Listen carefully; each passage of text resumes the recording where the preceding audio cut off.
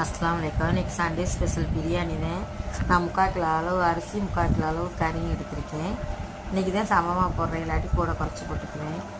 நான் குக்கர் வச்சு 3 ஸ்பூன் நெய் ஊற்றி 50 ml அளவு எண்ணெய் ஊற்றிட்டேன். இப்போ 300 கிராம் வெங்காயம், 4 பச்சை மிளகா, இஞ்சி பூண்டு பேஸ்ட்டு வந்து 3 ஸ்பூன் போட்டுக்கிட்டேன். பட்டை ஏலக்காய் தூள் வந்து 2 ஸ்பூன் போட்டுக்கிட்டேன். மிளகாய் தூள் ஒரு 1/2 ஸ்பூன் போட்டுக்கிட்டேன். உப்பு போட்டு தக்காளி 200 கிராம் போட்டு மல்லியும் புதினாவும் சேர்த்து ஒரு கைப்பிடி போட்டு எல்லாத்தையும் நல்லா வதக்கிட்டு கறி போட்டு 20 நிமிஷம் வேக வச்சுட்டேன். அரிசி வந்து 3/4 கிலோ வந்து 3 கிளாஸ் இருந்துச்சு. 3 கிளாஸுக்கு 4.5 கிளாஸ் அளவு தண்ணி ஊற்றினேன். 1க்கு 1.5 வேண்டி ஊற்றி கறி 20 நிமிஷம் வேக வச்சுக்கிறது. நான் அரிசி போட்டுக்கிட்டேன். அரிசி கழுவி ஊற வச்சுட்டேன்.